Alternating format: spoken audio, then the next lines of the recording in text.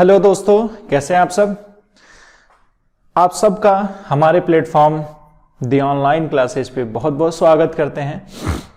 दोस्तों, जैसा कि हम लोग मैराथन श्रृंखला हम लोगों ने सीटेट के लिए स्पेशली शुरू किया है, इस श्रृंखला का जो है हमारा ये तीसरी कड़ी होगी और इसके बाद एक और वीडियो जो है केवल पेडागॉजी के लिए होगा। स्पेशली हम पेडागॉजी पर ही फोकस करेंगे। वो वीडियो है जो हमारे जो 4 टॉपिक बच गए हैं दोस्तों, आज हम उनको करेंगे कवर। जो हम सीटेट में जो 2 पोर्शन आते हैं, एक तरीके से एक जो है शिक्षण से संबंधित होता है, एक उससे पहले जो होता है, वो हम लोगों ने टॉपिक ऑलरेडी कुछ कवर कर चुके हैं, जो आप देख सकते हैं हमारे प्रीवियस वीडियो मैराथन 1 और 2 के नाम से आ चुका है ऑलरेडी। ये हमारा तीसरा है और लास्ट हमारा चौथा वीडियो होगा, जो कि पूरी सीटेट के ईवीएस के सिलेबस को हम क्या करेंगे, कवर कर लेंगे। इस तरीके से दोस्तों उम्मीद करता हूं मैं कि हम पढ़ रहे हैं और साथ में क्वेश्चन आंसर भी कर रहे हैं। कहीं ना कहीं दोनों चीजें एक साथ कंसेप्ट जब क्लियर होगा तो इसका फायदा आप लोगों को जरूर पहुंचेगा। तो दोस्तों आइए हम जो आज डिस्कस करेंगे टॉपिक, वो होगा हमारा, एक एक करके देखते हैं। एक तो हम पढ़ेंगे आज आश्रय यानी शेल्टर, हम शेल्टर पढ़ेंगे। इसके बाद से दोस्तों इसमें हमारा है जंतु, जंतु भी आज पढ़ेंगे, एनिमल। तीसरा जो हम पढ़ेंगे दोस्तों वो पढ़ेंगे पौधा, प्लांट्स। और इसके अलावा लास्ट हमारा पोर्शन दोस्तों होगा वो होगा भोजन। और इस तरीके से हम 15 नंबर का पोर्शन लगभग कंप्लीट कर लेंगे सीटेट का इस पोर्शन से। ठीक है, 4 टॉपिक आज हम डिस्कस करेंगे, जिसमें आश्रय, जंतु, पौधा और भोजन। तो दोस्तों लंबा सेशन चलेगा, इसलिए आप पूरी तैयारी और पूरे जोश के साथ साथ दीजिए। उसके बाद से दोस्तों फिर तो सीटेट एग्जाम हो जाएगा, फिर आराम और नींद, सभी चीज के लिए टाइम है। लेकिन फिलहाल अपनी नींद जो है को कंट्रोल करिए और पढ़ाई पे फोकस करिए। और जो है रिवीजन पे इस वक्त ज्यादा फोकस करिए। ज्यादा जरूरी अब पढ़ना नहीं, रिवीजन ज्यादा जरूरी है। जितना पढ़ना था आप लोग पढ़ चुके हैं इन 4-5 दिनों में, अब बहुत कुछ बिगड़ने और बनने वाला नहीं है। इसलिए आप एम्फेसाइज फोकस करिए, इसीलिए हम लोगों ने स्पेशल सेशन आपके लिए शुरू किया दोस्तों। तो आइए सबसे पहले जो हम टॉपिक स्टार्ट करेंगे वो है शेल्टर, आवास की हम बात करते हैं। सबसे पहले आते हैं आवास हम पढ़ते हैं, उसके बाद से जो है एक एक करके हम सभी टॉपिक पे आज डिस्कस करेंगे। तो आवास का सिंपली मतलब होता है वास स्थान। वास स्थान यानी कि जहां कोई भी जीव जंतु क्या करता है, निवास करता है। तो जीव जंतु के निवास स्थल किस किस कारक पे निर्भर करता है, क्या क्या फैक्टर हैं, तो उसके वास स्थान जो है, पहली चीज तो वहां के जलवायु पर निर्भर करता है कि वहां का जलवायु कैसा है। ठीक है, दूसरा क्या है, वहां का जो है एटमॉस्फेयर यानी वातावरण कैसा है। ठीक है, वहां का मौसम कैसा है।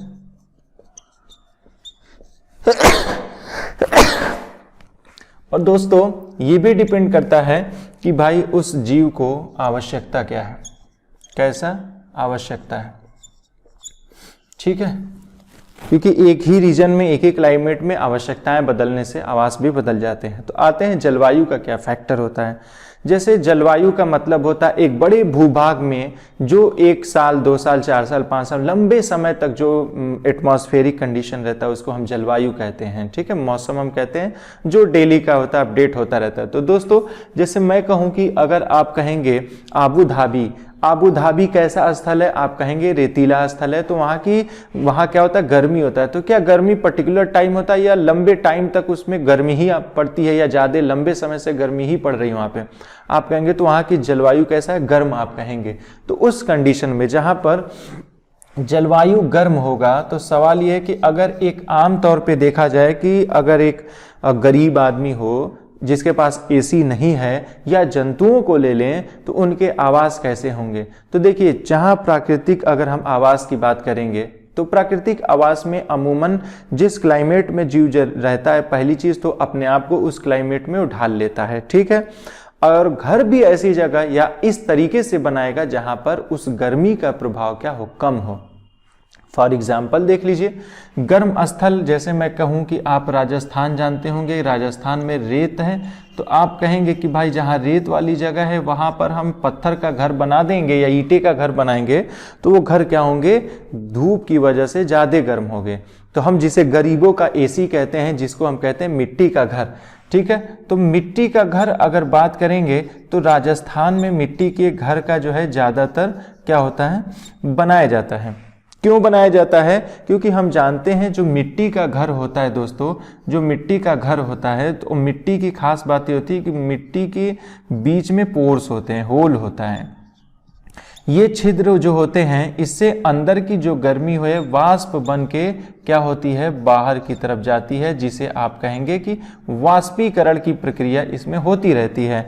तो जब यहाँ से वाष्प निकल रहा है, यानी कि जो गर्मी है एक तरीके से कहिए बाहर जा रही है, गर्म हवा, गर्म चीज़ें बाहर जा रही है, तो अंदर का तापमान ऑटोमेटिक क्या होगा, ठंडा होगा। कोई चीज़ की गर्म हॉटनेस कम होगी तो ऑब्वियसली वो कूल स्टेट में जाएगा, तो अंदर का तापमान क्या रहेगा, ठंडा रहेगा। अगर बाहर क्या है, गर्म है। तो ये इसकी खास बात है। तो हम राजस्थान या कहीं भी मिट्टी के घर प्रीफर करेंगे जहाँ गर्मी ज़्यादा होगा। अगर हम बात करें कि भाई वहाँ का वातावरण कैसा है, जैसे मान लीजिए पर्टिकुलर टाइम में कभी कभी हम टेम्प्रोरी घर भी बनाते हैं, तो वहाँ के क्लाइमेट के अकॉर्डिंग जो है हम घर बना लेते हैं। जैसे मान लीजिए कि शेड या जिसको टेंट कहते हैं, ये सब इस तरीके का जो टेंट वगैरह है, तंबू वगैरह जो पर्वतरोही हैं, ये सब जो है क्या करते हैं कि अपना घर अस्थायी वातावरण के हिसाब से जो है टेंट वगैरह बनाते हैं। ठीक है, तो वातावरण के हिसाब से अलग घर होगा। मौसम होगा, अगर बारिश का दिन है यानी कि जहाँ मौसम जैसे बरसात ज़्यादा होती है, ठीक है, तो बारिश की वजह से जैसे मान लीजिए कि बाढ़ भी बहुत आते हैं। जैसे कि एग्जाम्पल हम ले लें कि असम का, ठीक है, असम का एग्जाम्पल ले लें तो असम का एग्जाम्पल में ये होगा कि असम में आप जानते होंगे कि बारिश तो होती ही है, साथ में एक नदी है वहां पे जिसको हम कहते हैं ब्रह्मपुत्र नदी। तो ब्रह्मपुत्र निकलती कहाँ से, तो ये चेमा युंगडुंग जो ग्लेशियर है चाइना में, वहां से निकलती है ब्रह्मपुत्र नदी। और जब ये निकलती है तो अरुणाचल प्रदेश से जो है भारत में इंटर करती है और असम होते हुए बांग्लादेश में चली जाती है। ठीक, जाके उसके बाद से वो गंगा नदी से मिलने के बाद से वो बंगाल की खाड़ी में चली जाती है। तो इस ब्रह्मपुत्र नदी की एक और सहायक नदी है जिसकी नाम आप जानते होंगे, तीस्ता नदी है। तो ये नदी जो है क्या बहुत ज़्यादा पानी के साथ जो है ये आती है। तो जब आती है तो ये क्या लाएगी, साथ में बाढ़ भी लाती है हर साल। तो जब बाढ़ जहाँ ज़्यादा आएगा तो वहाँ लोग जानते हैं कि भाई ये जब रोज़ का झमेला है तो क्यों नहीं इसका परमानेंट सोल्यूशन ढूंढें। इन्होंने कहा यार हमारे बांस बहुत मिलता है, तो इन्होंने कहा चलो ऐसा करते हैं, बांस के खंबे पे जो हम क्या करते हैं ऊपर ले जाके हम अपना आशियाना बसा लेते हैं, जहाँ पे क्या हो कि कोई आने जाने वाला ना हो। ठीक, तो ये जो है कुछ ऊपर 8-10 फीट ऊपर लेके जाके घर अपना जो है क्या करते हैं बांस पे बनाते हैं बारिश से रक्षा के लिए। तो ये असम अगर देखेंगे उस प्रकार के घर बनाए जाएंगे। लद्दाख में आप जाएंगे तो लद्दाख की जो वहाँ क्लाइमेटिकल कंडीशन होती है वो ज़्यादातर क्या होती है, ठंडियाँ पड़ती हैं, बारिश भी नहीं होती है। ठीक है, ठंडियाँ पड़ती हैं, लेकिन किस चीज़ वहाँ क्या चीज़ एबंडेंट हो यानी ज़्यादा पाया जाता है, तो वहाँ जो है पत्थर ही पत्थर है। तो जब लद्दाख के लोग क्या करते हैं वो पत्थरों का घर बनाते हैं, लेकिन ज़्यादातर वहाँ 2 मंजिला घर बनाया जाता है। तो एक जो पहला मंजिला है उसमें क्या करते हैं वो भेड़ बकरी वगैरह रखने के लिए अपना इस्तेमाल करते हैं। ऊपर क्या करते हैं यहाँ पे निवास करते हैं, अपना खुद रहते हैं, और साथ में जो ऊपर का जगह है यहाँ पे क्या करते हैं कि यहाँ फसल वगैरह या अनाज वगैरह को सुखाने के लिए इस्तेमाल करते हैं अपने छतों को।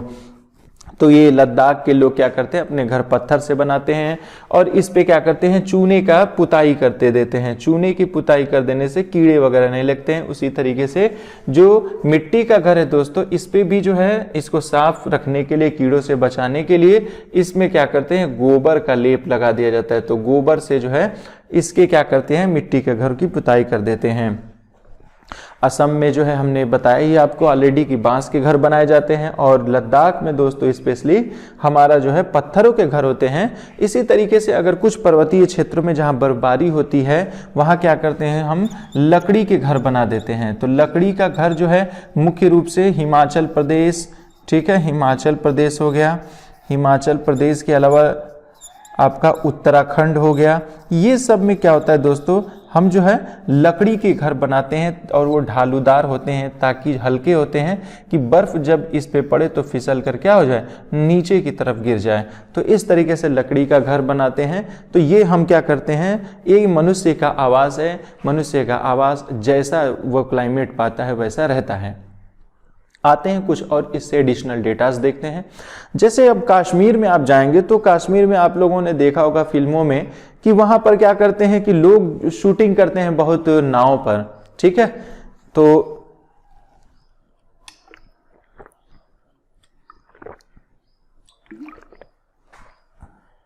वो क्या करते हैं, नाव पर जो है घर बनाते हैं। तो आप कश्मीर और केरल में आप जाएंगे तो कश्मीर व केरल में क्या होता है, क्या मिलता है हमें, इन दोनों में नाव पर घर या नाव का घर कह लीजिए, ठीक है, वो मिलता है हमें देखने को। जैसे डल झील वहां का बहुत फेमस है, डल झील जो है नौका के लिए, नाव का घर बनाया जाता है, डल झील बहुत फेमस है। उसी तरीके से आप केरल में भी जाएंगे तो इस तरीके से बहुत सारे आपको घर देखने को मिलेगा, ठीक है।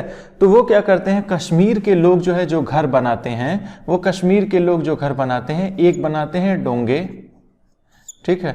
डोंगे किसको कहते हैं, तो जब कश्मीर के निवासी अपना घर नक्काशी रहित बनाएं, अपने रहने के पर्पज से बनाते हैं, जिसमें सिंपली वो अपना घर बना लेते हैं, उसको हम डोंगे कहते हैं। अगर दोस्तों आइए हम देखते हैं कि जो बर्फ के घर होते हैं, जो बर्फ के घर में निवास करते हैं, वो बर्फ के घर में जैसे कि एक गुंबदाकार जो है शेप बनाकर ये रहते हैं, और बर्फ के घरों में जो निवास हैं करते हैं, उस बर्फ के इस घर को हम कहते हैं इग्लू, ठीक है। और जो जनजातियां फेमस है इसमें रहने के लिए वो है एस्किमो जनजातियां। तो एस्किमो जनजाति जो है इस बर्फ के घर में रहती है, जिसे इग्लू कहा जाता है। ये तो रहा मनुष्य के आवास से संबंधित तथ्य, ठीक है। अगर हम रीजन की बात करें, कुछ आते हैं रीजन की हम बात करें कि जैसे किस तरीके से, जैसे आप आबू धाबी का नाम सुना होगा, रेत के टीले वहाँ बहुत पाए जाते हैं। तो वहाँ अमूमन जो घर है वो ज़्यादातर प्रीफर किया जाएगा नेचुरली मिट्टी का बनाने के लिए। अगर आप जाएंगे जहाँ बारिश बहुत होती है, वहाँ पर हम क्या करते हैं कि वहाँ मिट्टी का घर नहीं बनाएंगे, क्योंकि बनाने का कोई लॉजिक नहीं है। तो बारिश जहाँ, बाढ़ जहाँ आती है ज़्यादा, हम बांस के घर बना देते हैं। अगर जहाँ पत्थर, ठंडियाँ ज़्यादा पड़ती हैं, पत्थर अवेलेबल है, लद्दाख वगैरह, वहाँ पे हम क्या करते हैं, पत्थर का घर बना देते हैं। इस तरीके से हमने जाना कि जो मनुष्य के आवास हैं आपके सीटेट के पॉइंट ऑफ व्यू से ये इंपॉर्टेंट हैं। इसके अलावा वल्लम, जैसे मैंने बताया, केरल में है, जो कि बच्चे जो है इस पे नाव से स्कूल जाते हैं, तो वहाँ नाव को जो बोला जाता है वल्लम बोला जाता है। उसी तरीके से डोंगे बोला जाता है, जहाँ कश्मीर के निवासी अपने रहने के लिए जो नाव पर घर बनाते हैं, और अगर उस पर नक्काशी होगी तो उसे ख़त्म बंद कहते हैं। ये तो रहा कुछ फैक्ट। अब आते हैं, ये तो मनुष्य के घर से रिलेटेड था। अगर आप बात करें कि जंतु के घर के स्थल की बात करें, जंतु का आश्रय की हम बात करें, तो दोस्तों जंतु का जो आश्रय स्थल है, ये पहली बात ज़्यादातर ये पूछेगा कि हमें चिड़ियों से संबंधित, पक्षियों से संबंधित। तो जो पक्षियां हैं, पहली चीज़ अपना घोंसला किस लिए बनाती हैं, तो जो पक्षी है, याद रखिएगा दोस्तों कि जो घोंसला बनाती हैं वो केवल और केवल अंडे देने के लिए, ठीक है। अंडे देने के लिए जो है अपना घोंसला बनाती हैं, अंडे देती हैं, उसके बाद से तो क्यों ऐसा करती हैं, चेंज करती हैं, क्योंकि एक जगह अगर रूटीनली आना जाना करेंगे तो दूसरे जानवर जो उसको खाते हैं उसको पता चल जाएगा, उसको नुकसान पहुंचा सकते हैं। इस वजह से वो अपने घोंसले को बार बार बदलते रहते हैं। तो कुछ फैक्ट्स आते हैं। अगर जैसे मैं कहूँ कि एग्जाम्पल के तौर पे आप देखेंगे, गौरैया जो होती है और आपका कबूतर होता है, ये कबूतर क्या होते हैं, ये घोंसला अपना पेड़ों पे भी बनाते हैं और साथ में मनुष्य के घरों में भी बनाते हैं। तो मनुष्य के घरों में भी अपना घोंसला बनाते हैं और साथ में ये क्या करते हैं, पेड़ों पे भी बनाते हैं, ठीक है। दोनों जगह ये बनाते हैं, ठीक। उसके बाद से अगर बात करेंगे आप कौवे की बात करेंगे, तो कौवा क्या करता है, कौवा, ये सारे क्वेश्चन आए हुए, ठीक है। कौवा अपना घोंसला जिस पेड़ पे बनाता है उसकी सबसे ऊंची डाली पर बनाता है, ठीक है। सबसे ऊंची डाली पर कौवा अपना घोंसला बनाता है। कौवे के घोंसले में अंडा कौन देता है?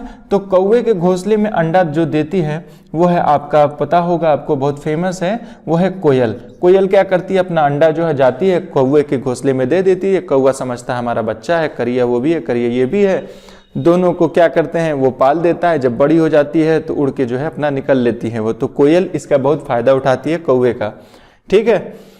उसके बाद से अगर हम बात करेंगे फाख्ता चिड़िया की दोस्तों, तो जो फाख्ता चिड़िया है, फाख्ता चिड़िया की खास बात यह है कि ये अपना घोंसला कहाँ बनाती है? कटीले झाड़ियों वगैरह में। तो झाड़ियों वगैरह में जो अपना घोंसला बनाती है उसका नाम है फाख्ता।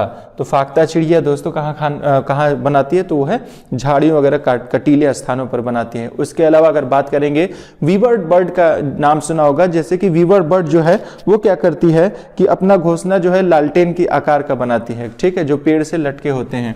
वीवर बर्ड क्या करती है? लालटेन की आकार का घर बनाएगी, ठीक है, इस तरीके के आकार का होता है इसका घर। और ये जो होता है जुलाही चिड़िया या फिर जो है कहा जाता है वीवर बर्ड।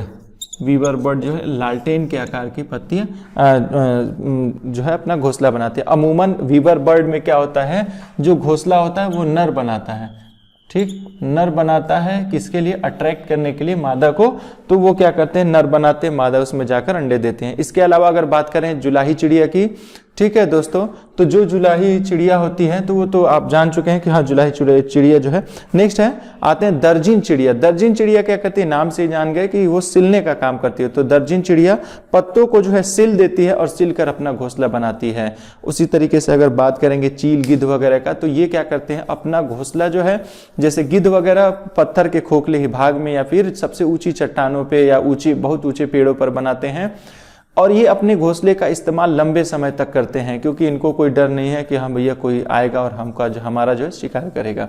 तो लंबे टाइम तक, कम से कम 3-4 साल तक जो है, ये 5 साल तक अपना जो भी है इस्तेमाल करते हैं गिद्ध चील वगैरह, ये अपना जो घोंसला बनाते हैं, ठीक। इसके अलावा हम जानेंगे कि जो उल्लू है, उल्लू अपना घोंसला जो है दोस्तों, उल्लू जो अपना घोंसला बनाता है तो वो क्या करता है, अपने घोंसले को पेड़ के खोखले भाग में बनाता है। और पेड़ के खोखले भाग में क्या करता है, उल्लू अपना घोंसला बनाता है। इससे आते हैं जंतु पढ़ेंगे। तो जैसे पूछा गया क्वेश्चन कि कौन सा जंतु अपने सर को पूरी तरीके से मोड़ सकता है, तो उल्लू है। क्वेश्चन पूछा जाए कि बहुत तेजी के साथ कौन सा मोड़ सकते हैं, तो जो भी उसके अलावा है, जैसे मैना है, बहुत तेजी के साथ वो क्या करते हैं, अपने जो है सरों को हिलाते हैं या घुमाते हैं। तो ये आगे जंतु में हम आपको बताएंगे ऐसा क्यों। फिर से हम आते हैं कलचिड़ी जो है अपना घोंसला जमीन पे ही पत्थरों पर के बीच में बनाती हैं। कलचिड़ी हो गया, कठफोड़वा भी आप जानते होंगे, वो तनों में छेद करके वो जो है अपना घोंसला बनाती है। इस तरीके से जो है ये जंतु अपना अंडे देने के लिए मुख्य रूप से क्या, ये जो पक्षी हैं अपने अंडे देने के लिए घोंसले का निर्माण करते हैं। इसके अलावा अगर हम कुछ बात करें अन्य कीड़ों की, जैसे पूछा गया है मकड़ी क्या जो है समूह में रहती है या नहीं, तो दोस्तों मकड़ी रहती तो जाले में है लेकिन समूह में नहीं रहती है। एक जाले में एक ही मकड़ी रहती है। उसी तरीके से केचुआ रहता है जमीन के अंदर, जिसे किसान का मित्र भी कहा जाता है, लेकिन ये भी जो है समूह में नहीं रहते हैं, ये भी अलग अलग रहते हैं। इसके अलावा समूह में दीमक में रहते हैं, चींटियां वगैरह हैं। तो ये चींटियां वगैरह क्या करती हैं, एक विशेष प्रकार की गंध निकालती हैं और इससे जो है एक दूसरे को समझ जाते हैं कि कि रास्ता किधर से किधर है। तो दोस्तों ये तो हमारा था आवास या आश्रय किसका, आपके पक्षियों का। दोस्तों हमारा पहला जो टॉपिक है था वो आश्रय, जो हमने अभी डिस्कस किया, आपके सीटेट के लिए काफी महत्वपूर्ण था। आइए हम जो अगला टॉपिक उठाए हैं वो है हमारा जंतु, एनिमल। जंतु से दोस्तों ये सब टॉपिक ऐसे हैं जो बहुत इजीली आप जो है मार्क गेन कर सकते हैं, बहुत बेसिक क्वेश्चन आते हैं, तो इसको जो है मिस मत करिएगा। आइए सबसे पहले हम तो जंतु का वर्गीकरण ही कर देते हैं। तो जैसे कहते हैं जंतु का वर्गीकरण कर दीजिए, एक को जैसे कह सकते हैं कशेरुकी और दूसरे को हम कहेंगे अकशेरुकी। तो कशेरुकी जिसके पास क्या होता है, जिसके पास रीढ़ की हड्डी होती है, तो जो रीढ़ की हड्डी होगी वो कहेंगे कशेरुकी। जिसके पास रीढ़ की हड्डी नहीं होगी उसको हम क्या कहेंगे दोस्तों, अकशेरुकी। एग्जाम्पल ले लेते हैं, एग्जाम्पल जैसे मछली है, ठीक है, आप उसके अलावा मनुष्य है, बहुत सारे जंतु हैं, ये सब जो है कशेरुकी आएंगे। अकशेरुकी में आपका आ जाएगा केंचुआ, ठीक है, जो मोलस्का होते हैं इसमें आ जाएंगे, केंचुआ हो गया। इसके अलावा आप जानते होंगे ऑक्टोपस का नाम सुने होंगे, जिसके पास 3 दिल होता है और 8 हाथ होती है, ऑक्टोपस हो गई। स्टारफिश का नाम सुना होगा, स्टारफिश हो गई, तितली हो गई, ठीक है। ये सब क्या होते हैं, ये सब के सब अकशेरुकी जीव होते हैं। अगर पोषण के आधार पर जंतु का वर्गीकरण कर दे तो पोषण में जानते होंगे एक होते हैं स्वपोषी और दूसरे होते हैं परपोषी, ठीक है, दूसरे होते हैं परपोषी। तो स्वपोषी ऑटोट्रॉफ इंग्लिश में कहते हैं। तो ऑटो जो ट्रॉफ्स हैं, ऑटोट्रॉफ्स क्या हैं, जो खुद से जो है प्रकाश संश्लेषण क्रिया करके खुद से भोजन बनाते हैं, जैसे पौधे। और एक जीव है, ठीक है, पेड़ पौधे हो गए, और एक जीव है जो बनाता है वो है युगलीना। तो युगलीना क्या होता है, ये जंतु और कहा जाता है पौधों के बीच की एक कड़ी भी कहा जाता है। परपोषी जो दूसरे जीवधारी पे निर्भर हों, क्या होते हैं, जो दूसरे जीवधारियों पर निर्भर होते हैं, ठीक है, उसे कहा जाता है परपोषी। जैसे कि मनुष्य कह लीजिए, ठीक है, जैसे जंतु कह लीजिए अधिकतर, या एक को छोड़ के सभी जंतु कह लीजिए, है ना, ये सब के सब क्या होंगे, आपके परपोषी होंगे। इसमें भी कुछ, इसको भी बांट सकते हैं हम कि एक होते हैं वो जो परजीवी होते हैं। परजीवी क्या होते हैं, किसी दूसरे जीव जंतु पर वो आश्रित होते हैं भोजन के लिए, ठीक है, तो परजीवी। और एक होते हैं मृत जीवी। तो जो मृत जीवी होते हैं वो क्या होते हैं दोस्तों, मरे हुए जीव जंतुओं पर आश्रित होते हैं, जैसे कवक हो गया, ठीक है, जैसे बैक्टीरिया यानी कि जीवाणु हो गए, ये सब के सब मृत जीवी कहलाते हैं, जो मरे हुए जीवों पे आश्रित होते हैं। परजीवी होते हैं जो दूसरे जीवित वस्तुओं या जीवित जीव जंतु और पौधों पर आश्रित होते हैं भोजन के लिए या अपने ऊर्जा के लिए, उसको हम कहते हैं परजीवी, ठीक है। उसके अलावा हम प्रजनन के आधार पर अगर बांटना चाहें कशेरु जीवों को, तो हम कह सकते हैं एक होते हैं अंडज, ठीक है, ओविपोरस, और एक होते हैं बच्चे देने वाले, जिसको हम कहते हैं विविपोरस, यानी कि हिंदी में जिसको कहा जाता है जरायुज, ठीक है। हिंदी में दोस्तों कहा जाता है एक को अंडायुज यानी कि ओविपोरस, और एक को कहते हैं जरायुज, ओविपोरस और विविपोरस, ठीक। एक अंडा देने वाले अंडायुज और दूसरे को कहते हैं जरायुज। तो जो जरायुज होते हैं वो बच्चों को जन्म देते हैं, और बच्चे जन्म देने वाले की खास बात क्या है, जो कान की हड्डी है, कान की हड्डी है वो बाहर की ओर निकली होती है, ठीक है, बाहर की ओर क्या होती है, निकली होती है। लेकिन और साथ में दूसरा प्रॉपर्टी क्या है, शरीर पर बाल का पाया जाना। तो शरीर पर बाल का पाया जाना और ये कान की बाहरी हिस्सा निकला होना, ये जरायुज बच्चे देने वाले जीवों का एक मेजर प्रॉपर्टी है, ठीक है, जिसमें स्टेपीज वगैरह जो आप जानते होंगे पाया जाता है। तो ये कान की बाहरी हिस्सा दिखाई देना और शरीर पर बाल होना, ये 2 लक्षण हैं मुख्य रूप से जो बच्चों को जन्म देते हैं। अंडायुज में ऐसा नहीं है कि कान नहीं होगा, कान का बाहरी हिस्सा ये जो निकला हुआ ये नहीं होगा, ठीक है, और शरीर पर बाल का पाया जाना ये बहुत जरूरी नहीं है। जैसे कि आप देखेंगे, एग्जाम्पल ले लेते हैं कि कोई भी एग्जाम्पल आप ले लीजिए, जैसे कि सिंपल सा कबूतर ले लीजिए। तो कबूतर के अंडे देता है, शरीर पे उसके बाल तो हैं, ठीक है, लेकिन कान का हिस्सा देखेंगे तो वो बंद है। लेकिन ऐसा नहीं कि कान है ही नहीं, लेकिन कान नहीं है तो सांप का नहीं है। सांप के कान नहीं होते, वो उसका स्किन सेंसिटिव होता है। उसी तरीके से केंचुए का भी जो है आंख भी नहीं होती है और नहीं कान होता है, उसकी पूरी की पूरी स्किन ही सेंसिटिव होती है, ठीक है। तो ये जो है हमने जो है जंतु का वर्गीकरण किया कि हम किन किन आधारों पे कर सकते हैं, ठीक है। अब रहने के स्थान पे भी हम कर सकते हैं कि यह जो है मैदानी स्थल में रहने वाले जीव हैं, ये पर्वतीय क्षेत्रों पे रहने वाले हैं, ये रेतीले क्षेत्र रेगिस्तान वगैरह में रहने वाले हैं। तो हम लोगों ने जैसे कि जीवों पर हम बताया कि जीवों का वर्गीकरण करते हैं, तो जीवों के खाद्य आदत पे अगर मैं देखूं कि खाने की आदतों पे कैसे हम बांट सकते हैं, तो एक को हम कह सकते हैं भाई कि उत्पादक होते हैं। कौन उत्पादक होते हैं भाई? जो सूर्य की प्रकाश किरणें लेते हैं, विकिरण ऊर्जा को रासायनिक ऊर्जा में बदलकर ऊर्जा प्राप्त करते हैं, जैसे पेड़ पौधे। उसके बाद से उसको कौन खाता है? तो जो खा जाए उन लोगों को तो हम उसको कहते हैं उपभोक्ता है। अब जो पौधे को खाएगा वो प्राथमिक उपभोक्ता कहलाएगा, प्राथमिक उपभोक्ता कहलाएगा। अगर इस प्राथमिक उपभोक्ता को खाता है तो उसको हम कहेंगे द्वितीयक, और इसी तरीके से तृतीय और उच्च जो है क्या होते हैं, उपभोक्ता होते हैं। इसके अलावा जो है वो होते हैं अपघटनकर्ता। अपघटनकर्ता जैसे आप जानते होंगे कवक और बैक्टीरिया यानी कि जीवाणु, ये क्या है, ये अपघटित करके जो है भोजन प्राप्त करते हैं, ऐसे जीव होते हैं। तो ये हो गया।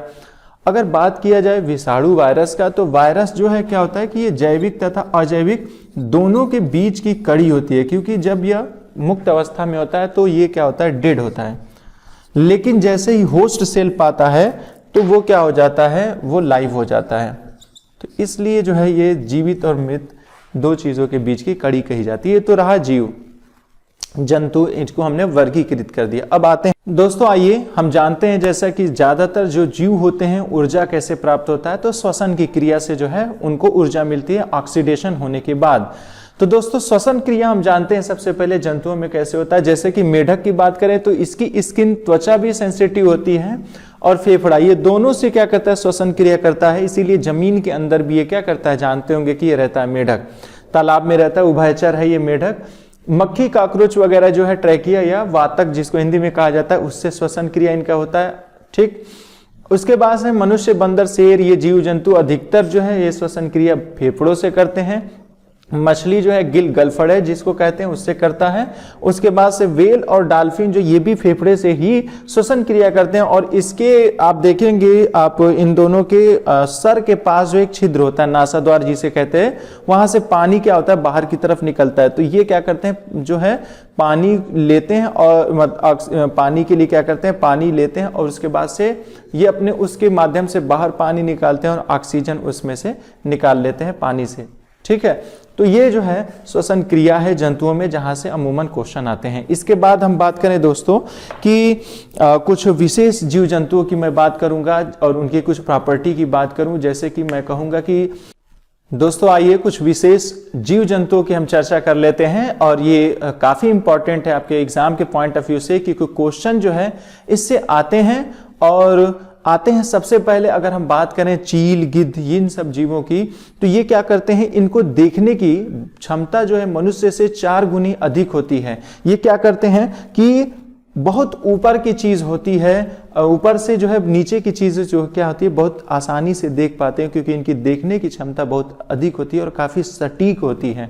देखा होगा आप लोगों ने, ये बहुत ऊंचाई पे उड़ते हैं और अचानक से सडन जो है क्या करते हैं, ये कोई भी जीव, कोई भी पक्षी जितना स्पीड से ये अर्थ की तरफ मूव करते हैं, इतनी स्पीड से कोई भी पक्षी जो है मूव नहीं करती है। जब ये नीचे की तरफ आते हैं और काफी झपट, ये जानते होंगे फेमस भी है झपट्टा ये सब मार के जो है जीव जंतु को पकड़ने के लिए। तो ये चील वगैरह क्या है, गिद्ध वगैरह क्या, इनकी देखने की क्षमता क्या है, मनुष्य से 4 गुने अधिक है। उसी तरीके से बात करें हम बाघ की, तो दोस्तों बाघ की सुनने की क्षमता क्या है, वो बहुत ज्यादा है। उसके कान क्या होते हैं, ध्वनि को सेंसिटिव होने की वजह से वो कान जो है उसके घूमते भी हैं, अपने कान को क्या करता है, मोड़ भी सकता है और उससे ध्वनि को सुन सकता है, जिससे वो किसी जानवर की आहट को बहुत आसानी से क्या करता है, सुन लेता है। उसके बाद से अगर हम बात करें कि जो पक्षी वगैरह है दोस्तों, इनकी जो आंखें होती हैं, आंखों की जो पुतले, ये जो काली काली आंखें हैं, ये काली आंखें क्या होती हैं, उनकी मूव नहीं करती हैं। तो मूव नहीं करेगा, आप क्या करते हैं, कहीं बैठे हुए हैं और कहीं नजर मारना है, अपनी काली आंखें घुमाया और नजर मार लिया, वो क्या करते हैं, ऐसा नहीं कर पाते हैं, क्योंकि उनकी पुतलियां घूमती नहीं हैं। तो जब देखना होता है तो वो क्या करते हैं, अपने सर को घुमा लेते हैं। तो देखने के लिए वो क्या करते हैं, अपने सरों को बहुत तेजी से घुमाते रहते हैं दूसरी दिशाओं में देखने के लिए। खास बात ये, हमारी दोनों आंखें सामने हैं, उनकी आंखें सर के ऊपर यहां इधर होती है। तो एक टाइम में वो दूसरी दिशा में देखते हैं और एक टाइम में उनकी आंखें दूसरी। तो एक समय में पक्षी जो है वो 2 अलग अलग दिशाओं में देख सकती हैं। और गिरगिट की पुतलियां मूव करती हैं, और गिरगिट एक समय में अपनी आंख की पुतली को आगे और एक को पीछे, यानी एक ही टाइम में आगे भी देखेगा और साथ में पीछे भी देखेगा। ठीक है, उसके अलावा हम बात करेंगे कुछ विशिष्ट जीव जंतु और उनके बारे में और चर्चा करते हैं। आइए दोस्तों,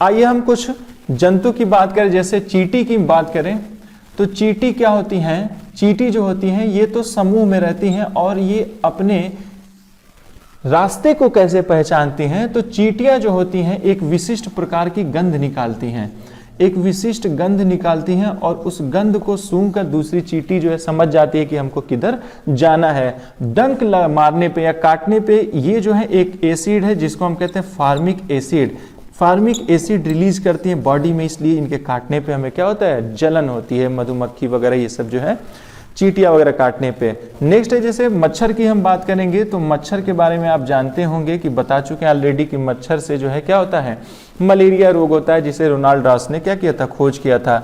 मच्छर जो होते हैं ये कैसे हमें जो है अंधेरे में भी पहचान लेते हैं, तो हमारी गर्मी से, एक तो हमारी जो गर्मी होती है उससे पहचान लेते हैं, ठीक है, कि बॉडी वगैरह की जो गर्मी होती है, और तलवे की गर्मी से भी ये क्या करते हैं, तलवे यानी कि तलवे की गर्मी से ये पहचान लेते हैं, और मनुष्य के गंध को भी ये क्या कर लेते हैं, पहचान जाते हैं। तो मनुष्य के गंध, ठीक है, तलवे की जो गर्मी होती है उससे मनुष्य को ये क्या करते हैं, अंधेरे में भी ढूंढ लेते हैं। कुछ रात्रिचर जीव जैसे रैकून, उल्लू, ये सब जीव हैं। तो रैकून हो गया, उल्लू, ये क्या करते हैं, रात में भी देख पाते हैं, लेकिन कलर कौन सा दिखाई देता है, तो केवल और केवल जो है इनको ब्लैक एंड व्हाइट, इनकी जिंदगी किस में गुजरती है, रात में देखते हुए, तो ब्लैक एंड व्हाइट जो है ये केवल देख पाते हैं। आते हैं कुछ विशिष्ट और जीवों की, स्पेशल जीवों की चर्चा करते हैं जो एनसीईआरटी पूछता है और आपको आना भी चाहिए। सबसे पहले भारत का विरासत पशु की हम बात करें तो भारत का विरासत पशु कौन सा है, जवाब में है हाथी। तो भारत का विरासत पशु जो है हाथी है। हाथी के बारे में सबसे पहले आइए चर्चा करते हैं। हाथी संरक्षण अधिनियम जो है 1992 में आता है। हाथी की जो है अगर बात करें तो ये स्थल पर सबसे ज्यादा भारी जीव है, भारी सबसे जीव है। इसका भोजन भी तब ज्यादा होगा, तो लगभग 100 किलोग्राम ये पत्ते तक खा जाती है खा लेते हैं। उसके बाद से अगर झुंड की बात करें तो इसमें जो है केवल महिलाएं होती हैं, पुरुष जो है अलाउ नहीं होते हैं। ये क्या होते हैं, इसके झुंड में महिलाएं यानी मादा हाथी होती हैं और बच्चे जब 12 से 14 साल तक रहते हैं, साथ रहते हैं। अगर वो नर है तो वो फिर 12 साल के बाद वो छोड़ के क्या करता है, झुंड को चला जाता है। और इस झुंड में जो लीडर होता है हाथियों का, वो हमेशा हथिनी ही होती है, ठीक है। तो ये हाथी मेरे साथी, तो ये था हाथी। और इसकी जो दांत होती है दोस्तों वो दिखाने वाले, वो कैनाइन होता है जो एक्सटेंशन है उसका, ठीक है। उसके बाद से एक कान देखा होगा, बहुत हिलाते हैं वो, तो अपने शरीर के तापमान को नियंत्रित करने के लिए ये क्या करते हैं, अपने कान को हिलाते रहते हैं। और बहुत मन करेगा जब और गर्मी हो रहा है तो जाएंगे कीचड़ में एक ठो डुबकी मारेंगे और अपने शरीर के तापमान को मेंटेन कर लेंगे, ठीक है। तो ये रहा हाथी। उसके बाद से अगर मैं बात करूं दोस्तों कि भारत का राष्ट्रीय पशु, तो आप जानते होंगे कि बाघ है। तो बाघ वगैरह जो है अपने एरिया को कैसे पहचानते हैं, बाघ वगैरह, शेर वगैरह दोस्तों, तो ये जो जानवर होते हैं अपने मल मूत्र की गंध से क्या करते हैं, अपने एरिया को पहचानते हैं। उसके अलावा इसकी खास बात ऑलरेडी मैं बता चुका हूं कि ये काफी सेंसिटिव होते हैं सुनने में। इनकी कान जो है रोटेट करती है, घूम जाती है, दिशा बदल लेती है जब किसी चीज को सुनना होता है तो, ठीक है। तेज दौड़ने वाला जीव है और भारत का राष्ट्रीय पशु भी है।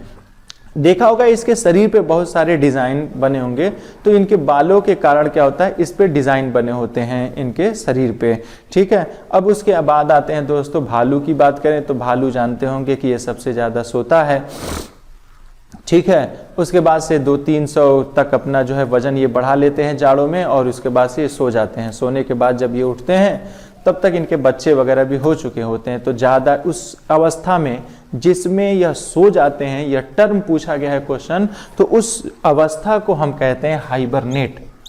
तो हाइबरनेशन, ठीक है, हाइबरनेशन कहा जाता है कब, जब वह भालू सो जाता है। हाइबरनेशन इसी की तरह एक जीव देखने को आपको मिलेगा, ठीक है, जिसको स्लॉथ कहा जाता है। तो जो स्लॉथ है, स्लॉथ की खास बात यह है कि यह भालू की तरह ही दिखने वाला है, 17 घंटे तक सोता है और ये पेड़ पर जो है उल्टा लटक कर क्या होता है, सोता रहता है। स्लॉथ जो है पेड़ पर उल्टा लटक जाता है और जो है लटक के सोता रहता है, ठीक है। उसके बाद से हम बात करें डॉल्फिन की, तो डॉल्फिन सबसे चालाक जीवों में से एक जीव मानी जाती है। ये इसके अंदर सीखने की क्षमता बहुत है और ये भारत की राष्ट्रीय जलीय, जो गंगा डॉल्फिन है, भारत की राष्ट्रीय जलीय जीव भी है, ठीक है। और इसकी खास बात यह कि सीखने की क्षमता तो है ही, साथ में ये एक विशेष प्रकार की ध्वनि निकालती हैं जब अपने आसपास की मछलियों या अपने आसपास के झुंड को जो है कोई सी चीज का इंफॉर्मेशन देना है तो। ठीक है दोस्तों, आते हैं नेक्स्ट आते हैं, जैसे रेशम की कीड़े की बात करें तो रेशम का जो कीड़ा है अपनी मैडम को कैसे या मैडम हस्बैंड को कैसे पहचानते हैं? जो रेशम के कीड़े होते कई किलोमीटर से मादा का जो है गंध सूंघ कर ही पहचान जाता है कि मादा हमारी कहाँ पर है। तो ये क्या करते हैं कि गंध से कई किलोमीटर दूर से ही सूंघ लेता है रेशम का कीड़ा और उसको पहचान लेता है अपने क्या होता है साथी को। ठीक है, दूसरी चीज अगर हम बात करें तो जैसे कि बगुले के पीठ पे देखा होगा, भैंस की पीठ पे जो है बगुला बैठा रहता है, तो पूछा गया क्वेश्चन है क्यों ऐसा या क्या संबंध है? तो इस संबंध को कहते हैं सहजीविता। सहजीविता क्या होती है? जब कोई जीव किसी दूसरे जीव पर निर्भर हो या रहता हो लेकिन उसको नुकसान ना पहुंचाए तो उसको हम उस संबंध को हम कहते हैं सहजीविता, जिसमें दोनों को फायदा हो या किसी एक को फायदा हो बट दूसरे को नुकसान ना हो, उसको हम कहते हैं सहजीविता। अगर नुकसान पहुंचाएगा तो उसको हम कहते हैं परजीवी। बहरहाल नेक्स्ट आगे बढ़ते हैं हम लोग। जैसे सांप की मैं बात करूं, जिसको आप बहुत जो है शादी ब्याह में आप डांस करते होंगे, जिसको हम कहते हैं नागिन डांस। तो सांप की जो है नागिन वाली डांस क्यों करता है? ये क्यों बिन बजाने पे सांप जो है डांस करने लगता है? तो सांप जो डांस करता है नागिन की तरह वो इस वजह से क्योंकि इसके कान जो है नहीं होते हैं। ठीक है, कान इसका नहीं होता है। ठीक है, इसकी स्किन जो है सेंसिटिव होती है बहुत, वो क्या करती है ध्वनि के प्रति बहुत सेंसिटिव होने की वजह से वो उसका प्रतिक्रिया देते हैं। जैसे बिन घुमाएंगे वो प्रतिक्रिया फलस्वरूप इधर उधर घूमते रहते हैं, उसी को हम डांस कहते हैं, नागिन डांस।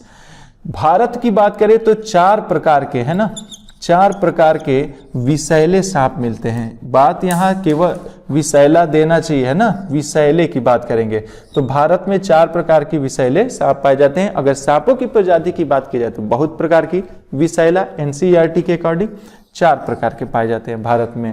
ठीक है, करैत वगैरह आप जानते होंगे। ठीक, कोबरा हो गया, करैत हो गया, ये सब जो है भारत में 4 प्रकार के मुख्य रूप से पाए जाते हैं। ठीक, उसके अलावा दांत की मैं बात करूं तो दोस्तों सांप के जो है 4 दांत होते हैं, लेकिन 2 डसने के लिए होता है ऊपर, 2 इसके नीचे होता है। तो ये किसी काम का नहीं होता है, खाने पीने के लिए है। जो सांप के डसने वाले दांत होती हैं वो 2 ऊपर होते हैं और ये दांत होता है, ये भी होता है कैनाइन। ठीक है, तो ये कैनाइन दांत होता है। सांप जब डसता है तो इसके दांत के पास में ही एक थैला होता है जिसमें भरा होता है जहर, और वही जहर इस दांत के माध्यम से क्या होता है शरीर में प्रवेश कर जाता है। तो ये रही सांप की बात। अगर बात करेंगे केचुए की तो केचुए को क्या कहते हैं हम लोग? ये किसान का मित्र है। सांप को भी कहीं कहीं मित्र कहा जाता है क्योंकि सांप सभी जहरीले नहीं है, मैंने बताया ना 4 प्रकार के हैं, तो बाकी तो सब काट लें तो भी कोई दिक्कत नहीं है। तो मतलब ये क्या करते हैं, सांप खेत वगैरह में चूहों को खा के किसान की फसल को बचाते हैं, इसलिए सांप और केचुए दोनों को कहा जाता है। केचुए का क्या फायदा है? केचुआ क्या करता है, एटमॉस्फेयर से नाइट्रोजन को लेकर नाइट्रेट के रूप में परिवर्तित करता है, इसलिए वो जो जमीन की उपजाऊता है वो बढ़ाता है, इसीलिए केचुए को भी कहा जाता है किसान का मित्र। तो दोस्तों ये काफी इंपॉर्टेंट ये भी है, इससे क्वेश्चन आते रहते हैं। दोस्तों अपना टॉपिक हम शुरू करते हैं जिसका नाम है पौधा यानी प्लांट। ठीक है, प्लांट्स पढ़ेंगे हम।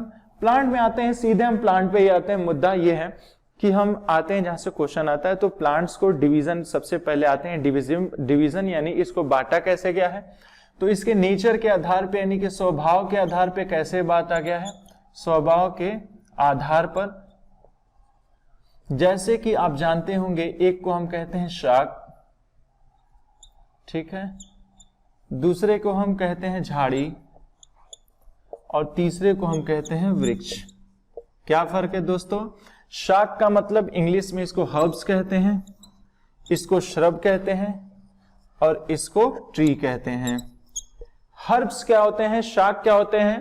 तो शाक वो होते हैं जिनकी पत्तियां हरी होती हैं तथा तना दोनों ये जो क्या होते हैं, हरा होते हैं। इसका मतलब इनकी पत्तियां और तना दोनों प्रकाश संश्लेषण की क्रिया करती हैं। एग्जाम्पल अगर देखें, एग्जाम्पल के तौर पे आप देख सकते हैं धनिया, आपने देखा होगा तो ये शाक में आता है। धनिया के आगे अगला जो है सरसों, जानते होंगे, देखा होगा आप लोग, सरसों का साग मिलता है। ठीक है, इसके बाद से पालक हो जाएगा, पालक भी होता है, बहुत सारी चीजें होती हैं। जैसे कि आपका एग्जाम्पल और ले लें, जैसे कि केला। ठीक है, कुछ चीजें ऐसी होती हैं दोस्तों जो झाड़ी में भी आती है और शाक में भी आती है, और कुछ ऐसी भी हैं जो झाड़ी में भी आती हैं और वृक्ष में भी आते हैं। तो कुछ कुछ चीजें डिफरेंस कॉमन हो सकती हैं कि कभी आपको वो चीजें शाक में देखने को मिले, कभी वो चीज झाड़ी में भी देखने को मिल जाती है, क्योंकि जो बीज की प्रॉपर्टी की वजह से कभी कभी उसको बाइफरकेट कर दिया जाता है अलग अलग। श्रब वो होते हैं झाड़ी, अच्छा इसकी क्वालिटीज क्या होते हैं? शाक वो होते हैं जिनके तने पत्ती हरा होता है और इनके जो तने होते हैं वो कोमल होते हैं। झाड़ी क्या होता है? इनके तने ब्राउन कलर के भूरे होते हैं, बहुत मोटे नहीं होते हैं लेकिन कठोर होते हैं।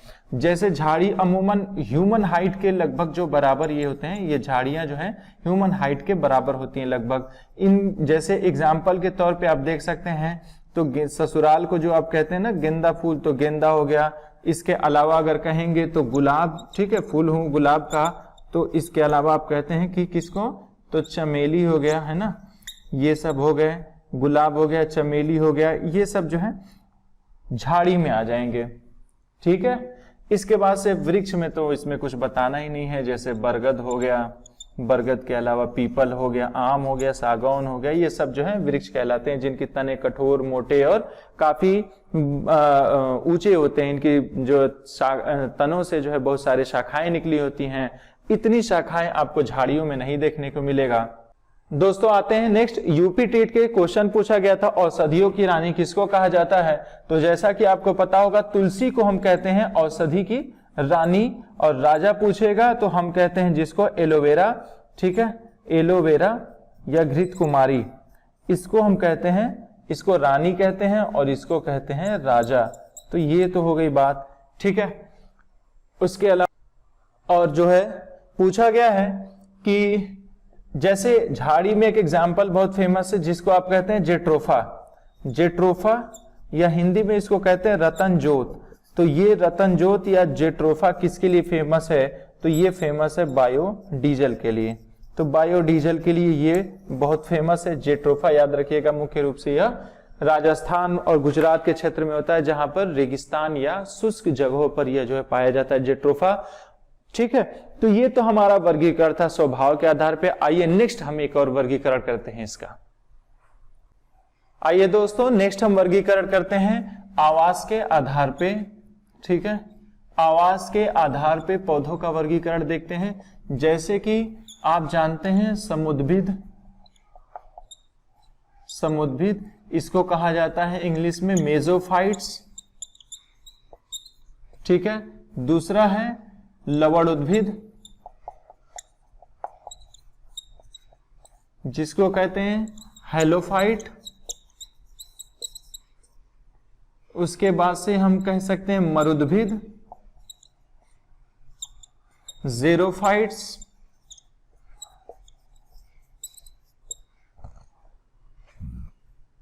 ठीक है। और हम कह सकते हैं एक जल उद्भिद, ठीक है। इसको कहेंगे हम जल उद्भिद को हम कहते हैं हाइड्रोफाइट्स।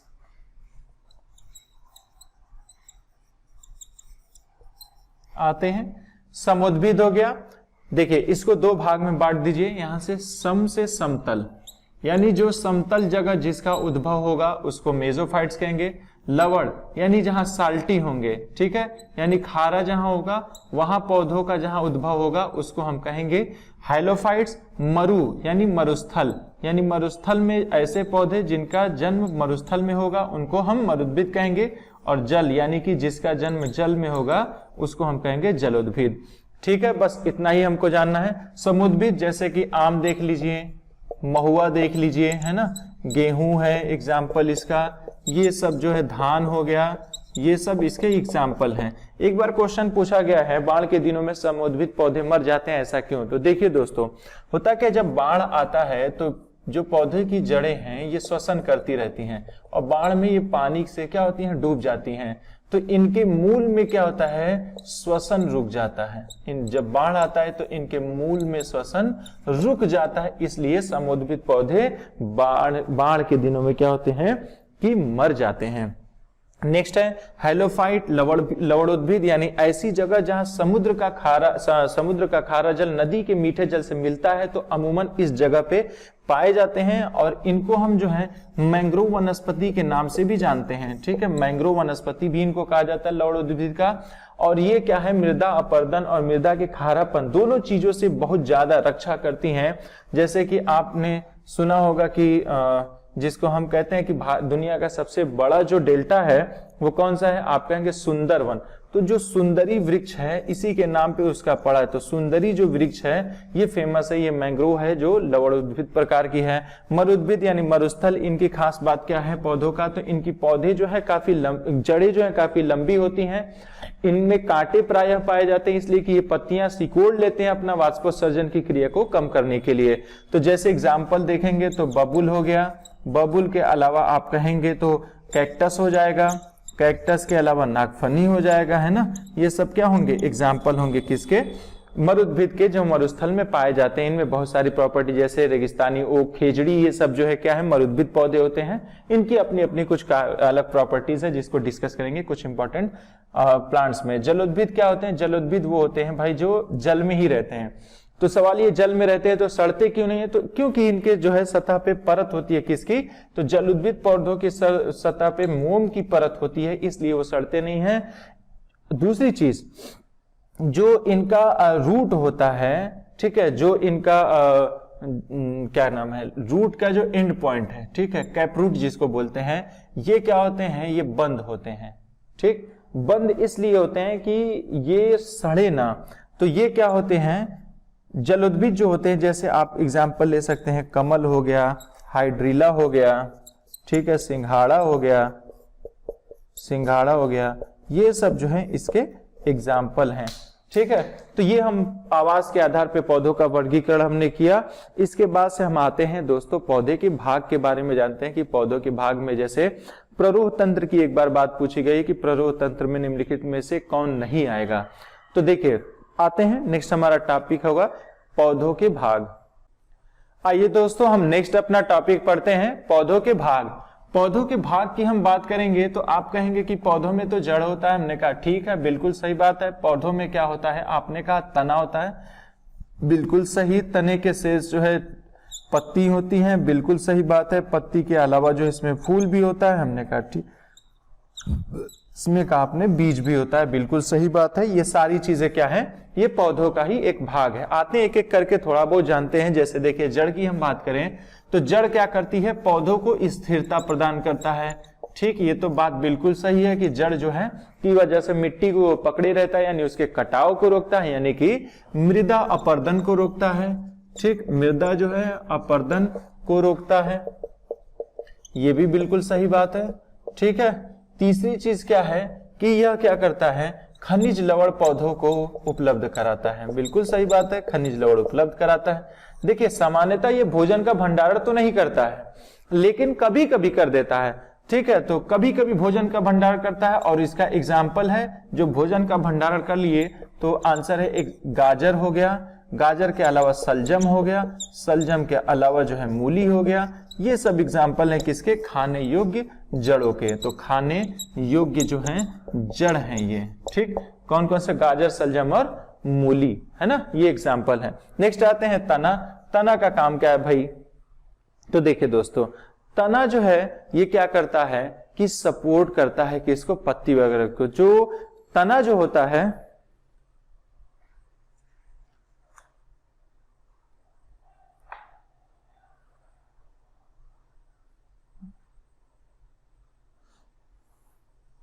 नेक्स्ट दो दोस्तों,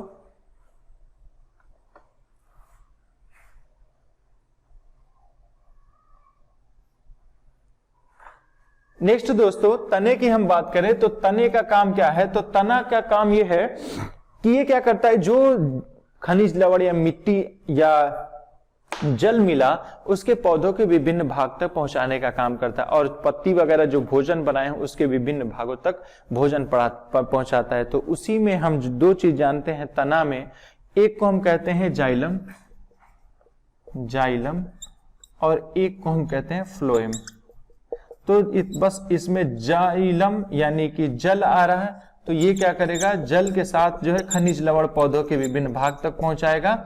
और फ्लोएम क्या है, ये फूड यानी कि भोजन को जो है पौधों के विभिन्न भाग तक पहुंचाने का काम करता है फ्लोएम।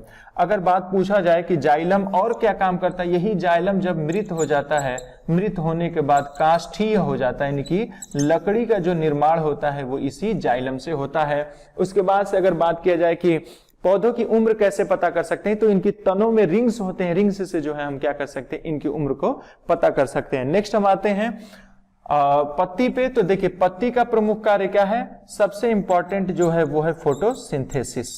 फोटोसिंथेसिस जो है यानी प्रकाश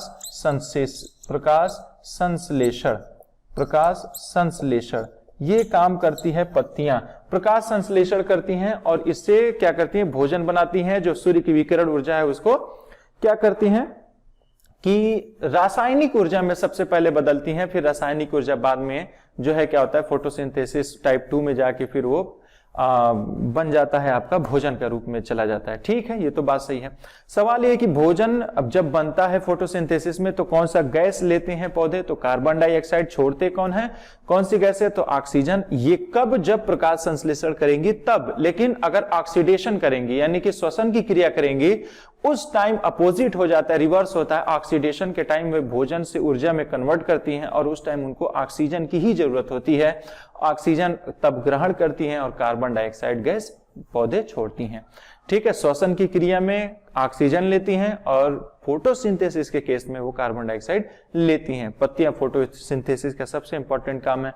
अगर पूछा जाए कि जो हमारा कैक्टस है उसकी पत्ती कहाँ है, तो आप कहेंगे कांटा बन जाता है, वो पत्तियां ही उसकी कांटा है। और जो उसका तना है गद्देदार होता है, जो वो तना होता है जो प्रकाश संश्लेषण भी करता है और साथ में भोजन का स्टोर भी करता है, इसलिए वो क्या होता है, थोड़ा मोटा हो जाता है, गद्देदार हो जाता है। ठीक, ये समझ में आ गया होगा। तने की बात हम करेंगे तो खाने योग्य जो है, हाँ एक चीज देख लेंगे, खाने योग्य तना। तने में एक चीज है खाने योग्य, तने में ये देखते हैं खाने योग्य तना में आप जानते होंगे लहसुन है, प्याज है, आलू है। ठीक है, प्याज, लहसुन, आलू, ये सब क्या है दोस्तों, तना है ना, याद रखिएगा ये सब क्या है, तना है, खाने योग्य। नेक्स्ट हम पत्ती की बात करेंगे तो पत्ती में खाने के लिए खाते हैं हम लोग जो, ठीक है, तो आपने आजकल सब्जी बहुत मिल रहा है जिसको हम कहते हैं पत्ता गोभी। ठीक है, पत्ता गोभी, तो इसमें हम क्या करते हैं, इन पत्तियों को ही खाते हैं। साग हो गया है ना, साग वगैरह में जो है पत्तियां ही होती है जो उसके तने से एग्जैक्ट जुड़ी रहती हैं, उसको हम खा जाते हैं। तो पत्तियों भी हम खाते हैं। ठीक है, उसके बाद से हम बात करेंगे दोस्तों फूल का। तो दोस्तों जो फूल होते हैं, ठीक है, वो बहुत फूल भी बनाते हैं। तो आप जानते होंगे फूल क्या होते हैं, कि यही फूल होते हैं। फूल में अगर देखा जाए दोस्तों तो एक क्वेश्चन पूछा गया है कि जो परागकोश से क्वेश्चन पूछा गया था कि परागकोश जो है कहाँ पाए। एक पूछा गया स्टेटमेंट देके पूछा गया था कि एक पाउडर नुमा संरचना होती है उसको क्या कहते हैं। ठीक है, तो उसको परागकोश कहते हैं। ये मेल क्या होते हैं, मेल होते हैं। और उसी तरीके से आप देखेंगे एक स्ट्रक्चर में, ठीक है, कुछ इस तरीके से आएगा, फूल को बीचों बीच रहेगा, इसमें बीज होंगे, इसको हम बीजांड बोलते हैं। ठीक, इसको वर्तिकाग्र, ठीक है, इसको हम बोलते हैं वर्तिका। ठीक, इसको वर्तिकाग्र, इसको वर्तिका, इसको बीजांड। तो ये बीजांड क्या होते हैं, ये मादा जनन अंग है जिसमें वर्तिकाग्र, वर्तिका और बीजांड पाए जाते हैं। इसी के साथ साथ एक और संरचना पाई जाती है, आप देखेंगे, ठीक है, जिसमें पाउडर नुमा संरचना होती है। ठीक, इसी को हम कहते हैं परागकण कहते हैं। ये होता है परागकोश और इसमें जो है ये कण जो है इसको हम बोलते हैं परागकण। तो परागकण ये क्या होते हैं, ये सेम निषेचन भी हो जाता है डायरेक्ट इन लोग का। परागकण जो है, पराग ये फूल में जो है वर्तिकाग्र के भाग में जाके बीजांड तक पहुंच के फिर इसके बाद से इनका निषेचन होता है, या हवा या अन्य माध्यम से दूर दूर तक चले जाते हैं। जैसे फल मान लीजिए किसी ने खाया, कहीं और लेके चला गया, तो दूर दूर तक फल के माध्यम से भी क्या होता है, बीज फैल जाती हैं, दुनिया में फैल सकती हैं। तो ये रहा आपका फूल हो गया। अगर बात किया जाए कि भैया जैसे कली जो फूल से जो जस्ट पहले वाली स्ट्रक्चर होती है कली, तो जो आप छोटी इलायची जानते होंगे, छोटी इलायची क्या होता है, वो आपका एक फूल ही होता है कि उस कुछ वो फूल बनने से पहले उसको क्या होता है तोड़ लिया जाता है या बन जाता है उस टाइप से, तो वो फूल ही होता है लेकिन कली होता है, फूल नहीं एग्जैक्टली हम कहें कली होता है, ठीक है। उसके बाद से बीज की हम बात करेंगे दोस्तों, तो बीज क्या होता है भाई, जिससे जो है पौधे का विकास होता है, जहां से उसकी बीज से जो नए पौधे जो है शुरुआत होता है, ठीक है। अंकुरण आपके एक स्टेटमेंट पूछा गया क्वेश्चन, तो अंकुरण कैसे होगा, तो देखिए पानी में चने को रखने से अंकुरण नहीं होता है, जब चने को पानी में से निकालकर उसके कार्टन में 1-2 दिन रख देंगे तो उसका अंकुरण होगा, ठीक। तो ये बीज होता है। और बीज की बात करें हम कि क्या साबूदाना बीज है, तो आंसर है नहीं, जो साबूदाना है वो बीज नहीं है, ठीक है, साबूदाना बीज नहीं है, ये बात याद रखिएगा, कई बार क्वेश्चन आ गया है कि बीज है कि नहीं। उसके बाद से बीज में 2 टाइप के बीज होते हैं, एक को कहते हैं एक बीजपत्री, ठीक है, और एक को कहते हैं द्विबीजपत्री, ठीक है। इससे ये समझिए एक बीज, इसको कहते हैं मोनोकॉट, इसको कहते हैं डाइकाट, ठीक है। तो मोनोकाट क्या होता है, जिसमें एक बीज पाया जाए, जैसे कि आपने कहा कि मैंने कहा चना है, उसके खोल को निकाल देंगे, कितने आपको दाने मिलेंगे, आपने कहा 2, तो वो द्विबीजपत्री है। अगर एक मिलता है तो आप कहेंगे एक बीजपत्री, जैसे धान गेहूं है ना, एक ही बीज नहीं मिलता है तो वो एक बीजपत्री है। सरसों द्विबीजपत्री है, आम भी द्विबीजपत्री है, ये सब द्विबीजपत्री हैं, ठीक है। धान गेहूं ये सब एक बीजपत्री बीज हैं, ठीक। आते हैं नेक्स्ट पॉइंट पे दोस्तों, आइए कुछ हम वो खाने वाली जो पौधे हैं उनकी हम जिक्र करेंगे जो भारत में कहां से आया है। जैसे पहला देखिए मिर्च, मिर्च की बात करें तो ये पुर्तगाली जो यात्री थे ये दक्षिण अमेरिका से लाए थे, तो इसका जन्म दक्षिण अमेरिका में हुआ था, लेकिन भारत में पुर्तगाली यात्रियों के थ्रू भारत में आया था। भिंडी की बात करें तो ये अफ्रीका का है। उसके बाद से गोभी मटर ये यूरोप के हैं, चाय भारत का ही है, ठीक है, याद रखिएगा।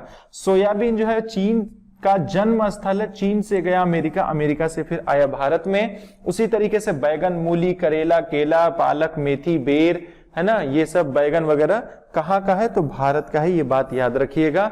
ये जो है पौधे हैं ये जो भारत में आए हैं। अब कुछ हम जिक्र करेंगे इंपॉर्टेंट पौधों की, ठीक है। जैसे कि अगर हम बात करें सबसे पहले वो है निपेंथिस, ठीक है।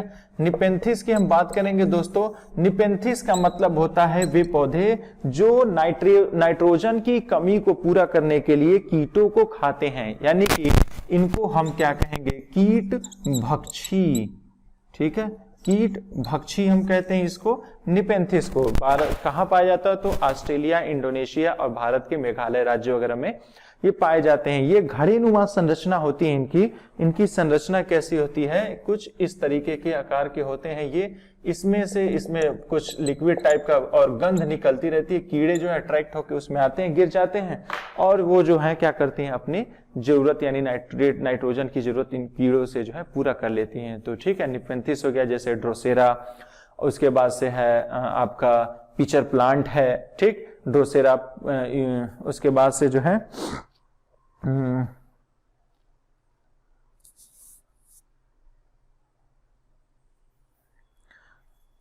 ड्रोसेरा है, एग्जाम्पल देख लीजिए इसका, तो ड्रोसेरा है, उसके बाद से पिचर प्लांट है, उसके बाद से बे यार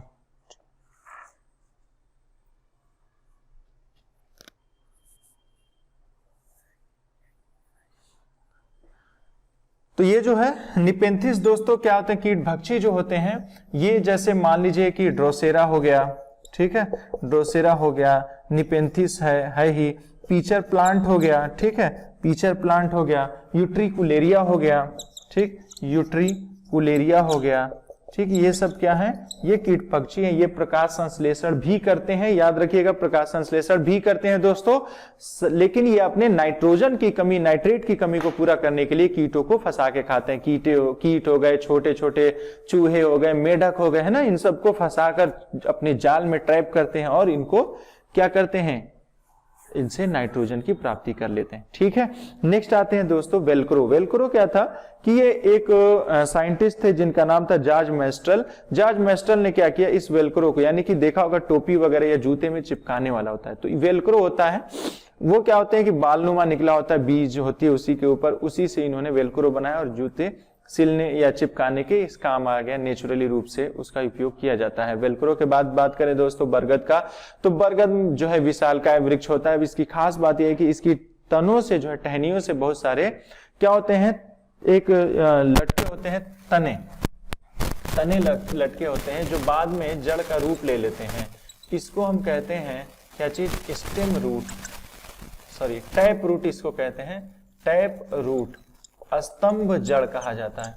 तो स्तंभ जड़ जो है कहा जाता है किसको, जो बरगद के पेड़ से तने लटके होते हैं बाद में किसका रूप ले लेते हैं, जड़ का। तो इन जड़ों को हम कहते हैं स्तंभ जड़, ठीक है। जब वो जड़ में बन जाएंगे तो हम कहेंगे उनको स्तंभ जड़, ठीक। इसी तरीके से केले की बात करें दोस्तों, तो केले का जो है फल और फूल दोनों खाया जाता है, फल की सब्जी बनती है इसकी, ठीक है। उसके बाद से हम बात करें बरगद के अलावा पीपल की, तो पीपल दोस्तों रात में भी यह क्या करता है, ऑक्सीजन देता है, काफी विशालकाय वृक्ष है।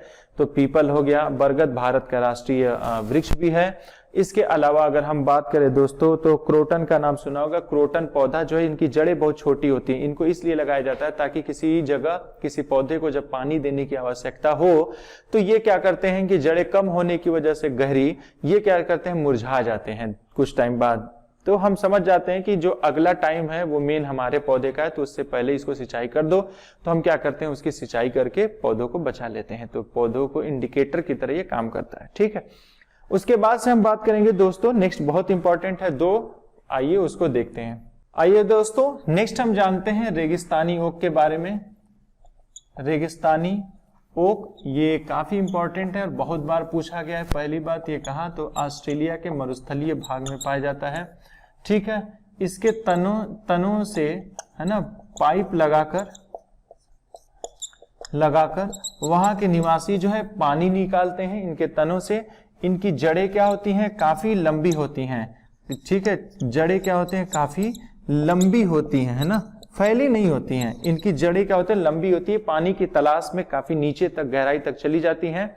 जब पानी लेना होता है तो ये क्या करते हैं, यहाँ के निवासी इसके तनों से पाइप लगाते हैं और पानी जो है खींच लेते हैं, ठीक, ऐसा करते हैं। लगभग 30 फीट तक इसकी गहराई चली जाती है। इसके बाद से हम नेक्स्ट इंपॉर्टेंट है खेजड़ी। खेजड़ी है दोस्तों कहाँ पे, तो ये है राजस्थान में। और खेजड़ी नामक वृक्ष के कारण ही ये फेमस है, क्योंकि खेजड़ी वृक्ष जो है बहुत पहले की बात है, ये जो है काटने के एक राजा ने आदेश दिया, तो इसी गांव के महिलाओं ने उस पेड़ को क्या किया, जाके पकड़ लिया, कहा कि नहीं भैया इसको काटेंगे नहीं। बाद में इसी से प्रेरणा कह लीजिए या भविष्य में आगे चल के जो एक आंदोलन चलाया गया जिसका नाम था चिपको आंदोलन, ठीक है। तो ये खेजड़ी वृक्ष राजस्थान में है। पहली ये जो है छायादार होती है, ठीक है, छायादार भी होती है, साथ में ये लकड़ी भी देती है, यानी लकड़ी होती है। लकड़ी में क्या होता है, खास बात यह दोस्तों, कीड़े नहीं लगते हैं, ये इंपॉर्टेंट है, कीड़े नहीं लगते हैं। किसमें, खेजड़ी वृक्ष में कीड़े नहीं लगते हैं। छायादार भी होता है और इसकी छाल से ना दवाई बनाई जाती है, ठीक है, छाल से दवाई बनाई जाती है। तो ये काफी इंपॉर्टेंट है खेजड़ी, जो राजस्थान में मुख्य रूप से पाया जाता है। उसके बाद से हम बात करेंगे दोस्तों, एक दो और देख लेते हैं, जैसे यूकेलिप्टस। यूकेलिप्टस को क्या कहा जाता है, इसे पारिस्थितिकी का आतंकवाद कहा जाता है, ठीक है। पारिस्थितिकी का आतंकवाद कहा जाता है दोस्तों किसको, तो यूकेलिप्टस को। आप जानते होंगे इसको सफेदा हम लोग आम भाषा में कहते हैं। तो यूकेलिप्टस जो होता है वो सफेदा, इसे पारिस्थितिकी क्यों कहा जाता है, इसे जो है पर्यावरण का दुश्मन, ठीक है, क्योंकि जहां रहता है वहां क्या है, पानी को बहुत ज्यादा यह सोख लेता है। सोखने की वजह से जो आसपास के जो पौधे होते हैं वो मुरझा जाते हैं, सूख जाते हैं, इसीलिए इसे कहा जाता है पारिस्थितिकी का आतंकवाद। इसके अलावा अगर बात करेंगे, लास्ट हम देख लेते हैं, जैसे कि आप जानते होंगे लाइकेन। लाइकेन क्या है दोस्तों, तो ये शैवाल और कवक, इन दोनों के बीच है एक संबंध जिसको कहा जाता है सहजीविता। तो सहजीविता, सिम्बायोसिस जो है दिखाते हैं वो है लाइकेन, जिसमें शैवाल का काम होता है फोटोसिंथेसिस करना और कवक का काम होता है उसको खनिज लवण प्रोवाइड कराना। साथ में ये भोजन बनाते हैं, जब बन जाता है तो साथ में खाते भी हैं, और इसी को हम कहते हैं सहजीविता। तो लाइकेन जो है सहजीविता शो करते हैं। तो ये तो आपका पौधे का कुछ हिस्सा था जिसको मैंने शॉर्ट में और काफी कंसाइज करके, जो बहुत इंपॉर्टेंट है उसको कोशिश किया आपको तक पहुंचाऊं अपने इंफॉर्मेशन, अपनी नॉलेज को। पूरी डिटेल नहीं हो पाए, आते हैं फिर भी मैं कोशिश करूंगा जो क्वेश्चन आंसर का सेशन चलेगा उसमें पूरी तरीके से इसको कवर करने के लिए। नेक्स्ट जो हमारा टॉपिक होगा दोस्तों वो इंपॉर्टेंट होगा काफी, और वो होगा भोजन। दोस्तों आइए, हमारा जो नेक्स्ट टॉपिक है वो है भोजन। ये हमारा इस सेशन का लास्ट टॉपिक है और बहुत महत्वपूर्ण ये हमारा सेशन रहा, जिसमें हम ऑलरेडी आपको आवास, उसके अलावा आपको जो है पौधे, और उसके अलावा जंतु, और ये लास्ट हमारा जो टॉपिक है वो है भोजन। दोस्तों भोजन किस लिए करते हैं? तो सिंपली ऊर्जा के लिए और दैनिक जीवन के कार्यकलाप करने के लिए, हम जो है ऊर्जा की प्राप्ति करने के लिए कोई भी जीव क्या करता है? भोजन लेता है। ठीक है, देखिए दोस्तों, भोजन में बहुत सारे अवयव होते हैं जिसको हम न्यूट्रिएंट कहते हैं। जैसे हम कहते हैं कार्बोहाइड्रेट, ठीक है, कार्बोहाइड्रेट हो गया। उसके अलावा जो है प्रोटीन हो गया। प्रोटीन के अलावा आप कहेंगे कि वसा होता है। वसा के अलावा आप कहेंगे खनिज लवण होता है। खनिज लवण के अलावा क्या कहेंगे आप कहेंगे भाई इसमें विटामिन होता है। विटामिन के अलावा भी कुछ होता है तो आप कहेंगे भाई इसमें फाइबर भी होता है। ठीक है, देखिए इस तीनों को बांट दीजिए इधर। ये होते हैं कौन? ऊर्जा देने वाले, याद रखिएगा। और ये होते हैं शरीर के उपापचयी क्रियाओं में भाग लेने वाले। ठीक है, देखिए दोस्तों, कार्बोहाइड्रेट, वसा और प्रोटीन मुख्य रूप से यही ऊर्जा देते हैं हमारे शरीर को। खनिज लवण, विटामिन और फाइबर ये सब क्या करते हैं? शरीर के उपापचयी क्रियाओं में भाग लेते हैं। मतलब इनकी जरूरत क्या होती है? ऊर्जा तो नहीं देंगे, लेकिन शरीर को स्वस्थ रखने में या कोई शरीर का अंग जो काम करने वाला, जैसे बहुत सिंपल सा एग्जांपल ले लीजिए, हमने कहा ब्लड का एग्जांपल लेते हैं। ब्लड में हमारा क्या होता है? आप कहेंगे हीमोग्लोबिन होता है। ठीक है, ब्लड में हमारा लाल रक्त में क्या होता है? हीमोग्लोबिन होता है। बिल्कुल सही बात है। देखिए इसमें ग्लोबिन क्या है? तो ये प्रोटीन होता है। ये UP TET last year question भी पूछा गया था। हिम का मतलब जहां आता है अमूमन आयरन से संबंधित होता है। मतलब हमारे रक्त में क्या होता है? लोहा होता है। ठीक है, जैसे हीमेटाइट, हीमोग्लोबिन, ये हिम का मतलब लोहा होता है। तो यानी आयरन जो है हमारे रक्त में पाया जाता है। तो क्या आयरन से हमें ऊर्जा मिल रही है? ब्लड से ऊर्जा मिलती है? नहीं। लेकिन आयरन की वजह से क्या होता है कि जो हमारे ऑक्सीजन जो होता है शरीर में, हम जब सांस लेते हैं तो यही हीमोग्लोबिन क्या होता है? ये ऑक्सीजन को खींच लेता है। जो हीमोग्लोबिन में आयरन है, इसको रिएक्शन से ऑक्सीजन को ले लेता है, बाकी को छोड़ देता है। यानी कि आयरन का होना हमारे शरीर में, यानी उपापचयी, जो हमारा रूटीन, जो दिल का धड़कना, फेफड़े का चलना, ब्लड का सर्कुलेशन, हड्डियों में जो भी फंक्शन हो रहा है, जो भी कुछ हो रहा है, इन फंक्शन में ये क्या करते हैं? भाग लेते हैं। हार्मोन का स्रवण होना, ये सब चीजें, ये खनिज लवण, विटामिन, फाइबर, ये सब होते हैं। इनका काम ये होता है अगर ऊर्जा देना हो मुख्य रूप से, तो कार्बोहाइड्रेट सबसे ज्यादा ऊर्जा देता है हमारे। तो हमारा जो है कार्बोहाइड्रेट, सबसे ज्यादा ऊर्जा हमें शरीर को कार्बोहाइड्रेट से मिलती है। 50% लगभग जो है हमारे शरीर की जो ऊर्जा की आवश्यकता है वो किससे मिलता है दोस्तों? कार्बोहाइड्रेट से। उसके बाद से हमको मिलता है वसा से लगभग 30-35%, और 15% हमारी जरूरत प्रोटीन से पूरी होती है हमारे शरीर की ऊर्जा की। सवाल जब पूछा जाए शरीर को सबसे ज्यादा ऊर्जा की जरूरत किससे पूरी होती है, तो आंसर है कार्बोहाइड्रेट से। लेकिन प्रति कैलोरी अगर ऊर्जा की बात किया जाए दोस्तों, तो सबसे ज्यादा हमें प्रति कैलोरी जो ऊर्जा मिलती है वो मिलती है वसा से। ठीक है, 9.1 किलो कैलोरी प्रति, ठीक है, ग्राम जो है हमें मिलता है ऊर्जा वसा से। 4.1 किलो कैलोरी प्रति ग्राम मिलता है ऊर्जा हमें कार्बोहाइड्रेट वगैरह से। ठीक, तो ये हमारे शरीर के लिए काफी जरूरी होती है। अगर बात किया जाए, एक क्वेश्चन आया हुआ है टेस्टिंग के लिए, तो देखिए दोस्तों, जो कार्बोहाइड्रेट, आइए जो हम नेक्स्ट जो है देख लेते हैं कार्बोहाइड्रेट, प्रोटीन और वसा, इसको टेस्ट कैसे करते हैं। दोस्तों हमारे भोजन में जो कार्बोहाइड्रेट होता है वो ग्लूकोज या शर्करा जिसको कहते हैं, या फिर जो है स्टार्च के रूप में मौजूद होता है। तो हम क्या करते हैं, जब कार्बोहाइड्रेट उस भोजन में है कि नहीं, इसका जब हम दोस्तों परीक्षण करते हैं, तो हम क्या करते हैं कि मान लीजिए भोजन है, ठीक है, भोजन में क्या करिए, 1-2 बूंद जो है आप आयोडीन मिला दीजिए।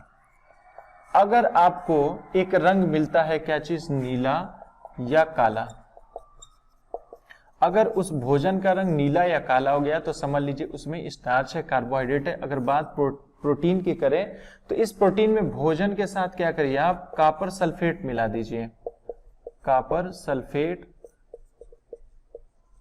और कास्टिक सोडा मिला दीजिए, कास्टिक सोडा। अगर आपको एक रंग मिले जिसको आप कहेंगे बैंगनी रंग मिल जाए तो आप समझ लीजिएगा कि उस भोजन में प्रोटीन मिला हुआ है। वसा तो सिंपली है, उसको दबा के देख लीजिए या कूट दीजिए, अगर उससे जाने वाली प्रकाश जो है धुंधली हो जाएगी तो समझ लीजिए कि उसमें वसा है। ठीक है, ये तो ही बात इसकी। इनको हम न्यूट्रिएंट कहते हैं। देखिए तो जैसे आप विटामिन की बात करेंगे तो दोस्तों विटामिन जो है ऊर्जा नहीं देता है, लेकिन यह क्या करता है, उपापचयी क्रियाओं में भाग लेता है। हमें आवश्यकता होती है इनकी, स्टोर भी नहीं होते हैं ये। ठीक है, इनकी आवश्यकता हमें डेली बेसिस पे होती है। और इसी के साथ जो है हम इसका जो है अगला जो हम टॉपिक पढ़ेंगे भोजन में, हम सीधे आते हैं कि विटामिन की कुछ हम बात करते हैं। और उसके बाद से जो है सबसे पहले जो है देखते हैं कार्बोहाइड्रेट की बात करें तो कार्बोहाइड्रेट सबसे ज्यादा जो है, या कार्बोहाइड्रेट अमूमन किसमें पाया जाता है, तो आलू चावल है ना, आलू धुलने पे सफेद हो जाता है। ये जो है जो कार्बोहाइड्रेट होता है मुख्य रूप से 3 टाइप के पाए जाते हैं। एक को हम कहते हैं कार्बोहाइड्रेट को मोनोसैकेराइड, ठीक है, डाइसैकेराइड, और जो है तीसरा होता है पॉलीसैकेराइड। पॉलीसैकेराइड जो होता है ये क्या होता है, जल में अघुलनशील होता है, इसलिए यह जो है दिखने लगता है। जैसे चावल में, गेहूं में, ठीक है, या आलू में ये पॉलीसैकेराइड पाई जाती है, इसीलिए पानी में वो कलर दिखने लगते हैं। उसके बाद से मोनोसैकेराइड जैसे आपकी ग्लूकोज होती है, ये क्या होता है, सबसे सिंपलेस्ट फॉर्म ऑफ जो है क्या होता है, शुगर होता है।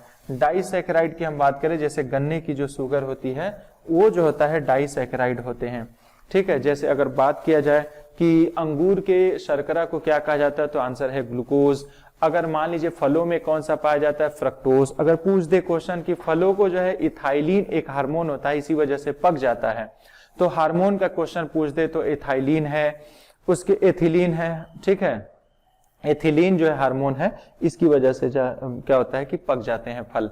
उसके बाद से जो है अगर पूछेगा कि हाँ भाई जैसे गन्ने के शर्करा को क्या कहते हैं, तो गन्ने के शर्करा को हम क्या कहते हैं, तो आंसर है सुक्रोज। सुक्रोज कहते हैं गन्ने के शर्करा को। लेकिन पूछ दे कृत्रिम सबसे मीठी शर्करा कौन सी है दोस्तों, तो उसका आंसर बता सकते हैं आप। दोस्तों सबसे मीठी जो शर्करा होती है वो होता है सैक्रीन। तो सैक्रीन क्या है, कृत्रिम शर्करा भी होता है, सबसे मीठा भी होता है। तो ये आपका क्या होते हैं, कार्बोहाइड्रेट्स होते हैं सारे के सारे। इसके अलावा शहद की बात करें तो शहद में चूंकि फूलों से ही बना है तो वो भी फ्रक्टोज उसमें भी, यानी कि जो शहद का शर्करा होता है उसको हम कहते हैं फ्रक्टोज ही। ठीक है, उसके बाद से हम बात करेंगे अगर प्रोटीन की। दोस्तों यूपी टेट का लास्ट ईयर क्वेश्चन भी पूछा गया, तो प्रोटीन जो है अमीनो अम्ल, प्रोटीन किससे मिलकर बना होता है, तो प्रोटीन जो है 20 प्रकार के लगभग हमारे शरीर को अमीनो अम्ल की आवश्यकता होती है, तो ये बना है अमीनो अम्ल से। ठीक, अमीनो अम्ल है। अगर इसकी कमी से पूछ दिया जाए रोग कौन सा होता है अमीनो प्रोटीन की कमी से, तो मैरस्मस और क्वाशरकोर, क्वाशरकोर ये जो है रोग होते हैं वसा से। तो वसा की अधिकता से होता है मोटापा। अगर कमी हो जाए तो वसा की, तो मोटापा तो नहीं होगा, लेकिन वसा में घुलनशील विटामिन की कमी हो जाएगी। तो वसा में घुलनशील विटामिन की क्या होती है दोस्तों, कमी हो जाती है, किसकी, वसा के कारण। ये तो हो गई बात तीनों की। अब आते हैं दोस्तों कुछ इंपॉर्टेंट विटामिन की बात करते हैं, जैसे कि विटामिन ए। आइए दोस्तों नेक्स्ट विटामिन पे चलते हैं। देखिए विटामिन कुछ जल में घुलनशील होते हैं और कुछ वसा में। तो ये दोस्तों जो है वसा में घुलनशील है और ये दोनों जल में घुलनशील है। ठीक है, विटामिन ए को हम कहते हैं रेटिनॉल। ठीक है, विटामिन ए रेटिनॉल, ये हमारी रेटिना यानी आंख से संबंधित है। तो विटामिन ए जो है इसकी कमी से जो रोग होता है दोस्तों, रतौंधी हो जाता है, जेरोप्थैल्मिया हो जाता है, जेरोप्थैल्मिया, जेरोप्थैल्मिया होता है। ठीक है, रतौंधी वगैरह ये विटामिन ए की कमी से होता है। जेरोप्थैल्मिया होता है कि जब आंख जो आपके रोना चाहे लेकिन आंसू निकल नहीं पाते, यानी कि आपके टीयर्स बैग जो होते हैं वो टीयर्स नहीं बना पाते हैं, उसको जेरोप्थेल्मिया रतौंधी यानी रात को दिखाई नहीं देता है। विटामिन ए के रिसोर्स क्या हो सकते हैं? गाजर, मूलो, हरी सब्जियां जो हो सकती हैं, ये विटामिन ए के स्रोत हैं। उसके अलावा यकृत हो सकता है, मछली हो सकते हैं ना, विटामिन ए के स्रोत है। विटामिन बी, चूंकि बी नहीं होता, बी कॉम्प्लेक्स होता है विटामिन बी, जैसे कि विटामिन बी1 जिसे थायमिन कहते हैं, बी2 राइबोफ्लेविन कहते हैं, विटामिन बी3 नियासिन कहते हैं, और विटामिन बी5 पेंटोथेनिक अम्ल होता है। जैसे क्वेश्चन अमूमन इसी से आते हैं, ठीक है। जैसे नियासिन, इसकी कमी से जो रोग होता है उसको हम कहते हैं पेलाग्रा रोग, ठीक है। विटामिन बी3 की कमी से ही होता है। उसके बाद से विटामिन, ये थायामीन जो है ये दाल वगैरह में पाया जाता है मुख्य रूप से, और इससे कभी कभी ना इसकी कमी से लकवा वगैरह के लोग जो शिकायत करते हैं वो विटामिन बी1 की कमी से भी, थायामीन की वजह से भी हो जाता है, ठीक है। उसके अलावा आते हैं विटामिन सी, एस्कॉर्बिक एसिड, ठीक है। विटामिन सी ये क्या होता है कि इसकी कमी से जो ना मसूड़ों से ब्लड आने लगता है, और विटामिन सी की कमी से जो रोग होता है उसी हम रोग को कहते हैं स्कर्वी। तो स्कर्वी रोग जो है विटामिन सी की कमी से हो जाता है। नेक्स्ट दोस्तों, जिसको हम कहते हैं विटामिन डी, कैल्सीफेरॉल। आप जानते हो कि सूर्य के प्रकाश की किरणों से हमारी क्या होती हैं, इस विटामिन हमारे उत्तक क्रिया करके जो है विटामिन डी का निर्माण करते हैं। तो विटामिन डी अगर सूर्य की कमी जो है जिसको होता है उसको ये रोग हो जाता है। तो सवाल ये है इस रोग में होता क्या है, ठीक है। तो विटामिन डी दोस्तों हम जब बात करेंगे कि इसकी कमी से क्या रोग होता है, तो विटामिन डी की कमी से होता जब है हड्डियां क्या होती हैं, कमजोर हो जाती हैं और मजबूत नहीं हो पाती हैं हड्डियां हमारी, तो उसको हम कहते हैं कि विटामिन डी की कमी, ठीक है। चलिए, इससे क्या होता है, अस्थि मृदुता यानी कि सॉफ्ट हो जाती है हमारी हड्डियां। विटामिन ई जानते हैं, इसको जो हम लोग कहते हैं ये खूबसूरती का विटामिन है, ठीक है।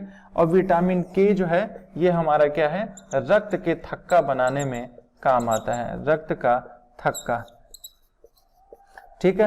रक्त का जो थक्का बनाने के लिए इंपॉर्टेंट है वो है विटामिन के। तो ये रहा विटामिन के दोस्तों।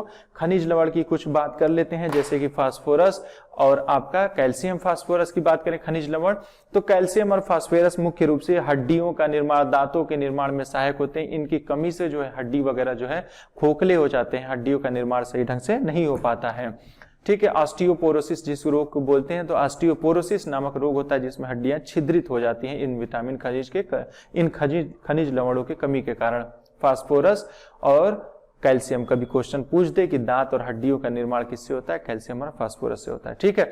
अगर पूछ लिया जाए कि अगर एक रोग होता है जिसमें कहते हैं हम लोग को हीमोग्लोबिन कम हो गया है, तो इसके लिए हम क्या कहेंगे, डॉक्टर कहता है लौह युक्त है ना चीजें खाइए, आयरन जिसमें ज्यादा हो, या आयरन की गोली वो प्रोवाइड करता है। तो आयरन किसमें ज्यादा होता है, तो देखिए दोस्तों, गुड़ में, गन्ने में, आंवला में, सेब में, पालक में, ये सब आयरन इसमें ज्यादा पाई जाती है, ठीक है। ये सीटेट क्वेश्चन भी पूछा जा चुका है। तो पालक, गुड़, गन्ना, उसके अलावा जो है सेब और जो है इसमें क्या होता है कि पालक वगैरह में ज्यादा जो है आयरन पाया जाता है। तो जिसमें आयरन हीमोग्लोबिन की कमी होती है उसे ये रिकमेंड किया जाता है खाने के लिए, ठीक है। उसके अलावा अगर हम बात करें कुछ और खनिज लवण की, जैसे कि मान लीजिए कि हाँ, पोटेशियम की जरूरत क्यों पड़ती है भाई, तो दिल की जो हमारी धड़कनें हैं इसको सुचारू रूप से चलाने के लिए हमें पोटेशियम की आवश्यकता होती है। तो ये रहा खनिज लवण वगैरह। नेक्स्ट दोस्तों, भोजन की हम बात करेंगे, तो कुछ आते हैं अगर देखा जाए कि क्वेश्चन आया हो उसी, जैसे हमारी भोजन में हमारी जो शरीर में है पाचन की प्रक्रिया कैसे शुरू होती है। तो जब हम खाना भोजन करते हैं हमारी मुख से ही भोजन का पाचन शुरू हो जाता है। कार्बोहाइड्रेट का सबसे पाचन जो हमारा पहले ही मुख से लार ग्रंथियों से, 3 लार ग्रंथियां, 3 लार ग्रंथियों से स्रवित होता है लार, और इससे जो है टाइलिन वगैरह जो है क्या होता है निकलते हैं लार में। तो वो क्या करते हैं, कार्बोहाइड्रेट का वहां से पाचन होता है, फिर उसके बाद से ग्रास नली आसोफेगस में जाता है, जहां पे क्रमानुकुंचन गति होती है, जिससे भोजन शरीर सरकते हुए म्यूकस, चूंकि उसको जो क्या करते हैं फ्रिक्शनलेस बनाते हैं म्यूकस, और वो धीरे धीरे भोजन जो है अमाशय में पहुंच जाता है, हमारे पेट में पहुंचता है। पेट में पहुंचने के बाद वहां से एक अम्ल निकलता है जिसका नाम है HCl, और हमारे इसका जो पेट है जिसको अमाशय कह रहे हैं, इसकी तापमान लगभग 20 डिग्री सेंटीग्रेड होती है। अमाशय में खाना कुछ देर तक रखता है, HCl निकलने के बाद ये लुगदी नुमा जो है काइम जिसको कहा जाता है बन जाता है। फिर ये अग्नाशय कुछ आगे बढ़ता है, अग्नाशय से अग्नायसी रस निकलती है जो अमूमन क्षारीय या क्षारीय ही है, क्षारीय होती है जो भोजन को न्यूट्रल कर देती है। और ये पैनक्रियाज जो होती है ये क्या होती है कि इंडोक्राइन एक्सोक्राइन दोनों टाइप का हमारा ग्लैंड है। ये फिर छोटी आंत में जाता है, छोटी आंत से भोजन का अवशोषण होता है खनिज लवणों का, उसके बाद से अवशोषण के बाद से जो है हमारा क्या होता है कि बड़ी आंत से फिर उसके बाद से मल के रूप में त्याग दिया जाता है। ठीक है, उसके बाद से अगर बात करेंगे कि ये हमारे अवशोषण का काम कौन करता है, तो रक्त हमारे जो है शरीर से खनिज लवणों को अवशोषित करके शरीर के विभिन्न भागों तक पहुंचाता है। ठीक, तो ये हमारा दोस्तों भोजन था। अगर कुछ और हम एडिशनल बात करें कि हम भोजन खाने के बारे में क्वेश्चन आता रहता है, पेडागोजी से भी क्वेश्चन आते हैं इसमें कि हम भाई बताइए किसी बालक को अगर हमें वैश्विक स्तर पे या भारत के ही स्तर पे अगर भोजन के विभिन्न प्रकार की जो भोजन है या खाने वाली चीजें उसको बताना है तो हम कैसे बताएंगे। तो दोस्तों सबसे ज्यादा अगर डिपेंड करता है कि इस क्लास का पूछा गया, अमूमन 4th 5th से क्वेश्चन आता है ये, तो 4th 5th में हम क्या कर सकते हैं उसको जो है हम कई माध्यम है वो आगे चल के हम बताएंगे आपको पेडागोजी के पोर्शन में। ठीक है, तो कुछ आते हैं भोजन, जैसे कि हम कहेंगे, जैसे पूछा गया है क्वेश्चन टैपियोका, टैपियोका कहाँ का भोजन है। तो दोस्तों टैपियोका जो है ये केरल का है। केरल में क्या होता है, नारियल के तेल में जो है मछली को पकाते हैं, जिसे है ना टैपियोका कहा जाता है। उसी तरीके से ये टैपियोका जो है ये एक भोजन है जो केरल में बनाया जाता है। अगर पूछा जाए नारियल के तेल में मछली कहाँ बनाया जाता है, नारियल के तेल में है ना मछली, तो ये नारियल का तेल प्लस टैपियोका, नारियल तेल प्लस टैपियोका है ना। अगर मछली प्लस नारियल तेल तो ये आंसर है गोवा, है ना। अगर कह दे कि नहीं भैया सरसों के तेल में कहा मछली पकाई जाती है, तो आप कहेंगे जम्मू कश्मीर। तो ये क्वेश्चन जो है आया हुआ है, ये आप तीनों इसका आंसर दे सकते हैं। टैपियोका केरल याद रखिएगा, और नारियल तेल में मछली गोवा है, और उसके बाद से सरसों जो है जम्मू कश्मीर, सरसों के तेल में मछली जो है गोवा में बनाया जाता है। तो ये हमारा भोजन का पोर्शन था दोस्तों। ये पोर्शन काफी इंपॉर्टेंट था, और कुछ चीजें हो सकता है छूटा हो, कुछ चीजें हो सकता है रह गया हो, उसको मैं क्वेश्चन आंसर के सेशन में कंप्लीट कराऊंगा। ये सेशन काफी इंपॉर्टेंट, भूलिएगा मत इस सेशन को देखना। और इसके बाद से one of the most important topic हम शुरू करेंगे जिसका नाम है पेडागोजी। हमारे साथ बने रहिए, डेफिनेटली कहीं ना कहीं इसका लाभ आपको जरूर मिलेगा। हमारे चैनल से जुड़े रहिए, और जैसा कि हमारे मैथ की ऑलरेडी मैराथन क्लास चल रही है जिसमें अदनान सर ने बहुत सारे लेक्चर डाल रखा है, आप उसको भी जाकर देखिए। और उससे हम जो 2 पोर्शन है ये बहुत काफी हेल्पफुल होगा आपके इस सिलेक्शन में। इसको छोड़िएगा नहीं, भूलिएगा नहीं दोस्तों, जरूर से देखिएगा। आज के लिए इतना ही, धन्यवाद।